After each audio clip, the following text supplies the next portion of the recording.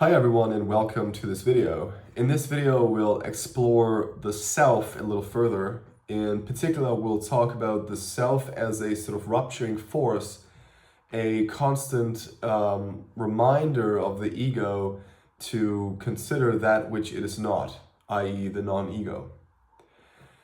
If this is your first time on the channel, then please do consider to subscribe. I think it's very beneficial to engage with the content more regularly as we talk about and explore topics in Jungian psychoanalysis, psychology, neuroscience, and beyond. So the self, as we know, is sort of a core factor in Jungian analysis.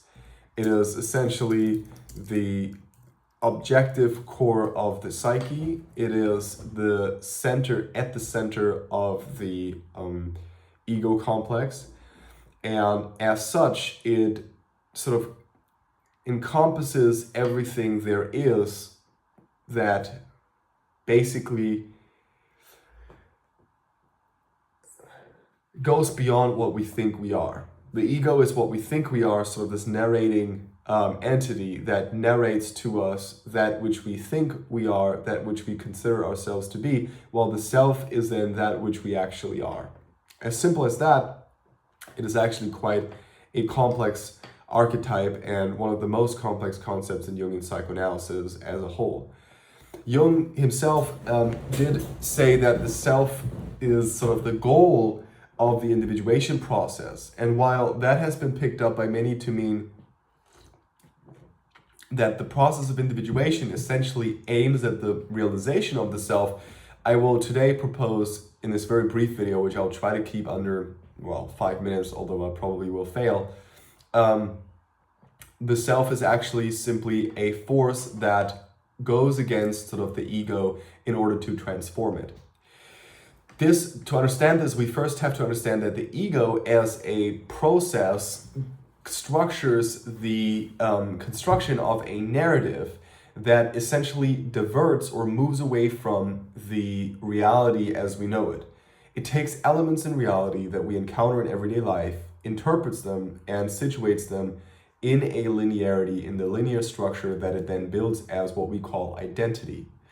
The self, as opposed to that, has in mind preeminently that which, let's say, should be considered to be a certain way, right? And this is quite an enigmatic formulation, but essentially, if you imagine the psyche to be constructed as a set of contents that are aligned in trajectories, and those trajectories being the archetypes within the collective unconscious that we've discussed in multiple videos, then the self is basically the personalized aspect of this collective towards which the elements within those trajectories should unfold in terms of their interpretation.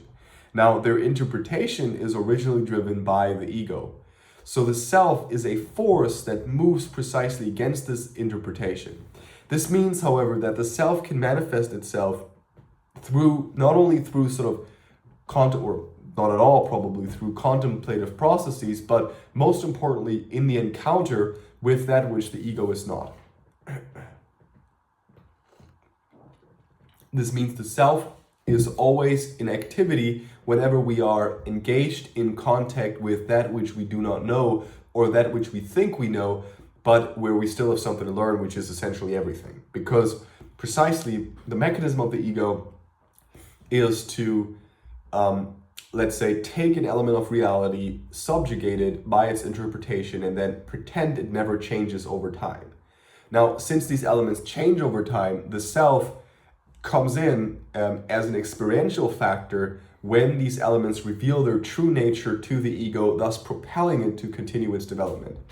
That is the one level. The other level is precisely what I mentioned earlier, when these trajectories themselves sort of reveal themselves as drive or impulse on an experiential level. The self obviously is also revealed in dreams. It is revealed sort of in the sort of this objective intervention of the dream, saying or propelling us on the level of the ego to consider or reconsider certain elements of interpretation previously subjugated by the narrative of the ego as a whole.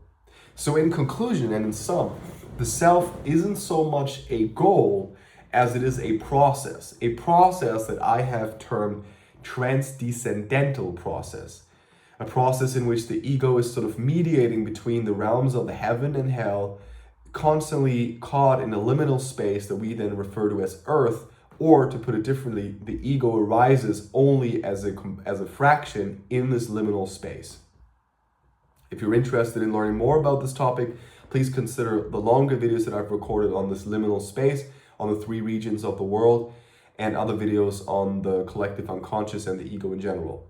If this is really interesting to you, then you may consider purchasing a book that I've written called An Always Within an Ever, which you can find on my website, the link to which is in the description below. Thanks a lot for tuning in. Leave a like and comment if you want to hear more or if anything has been unclear.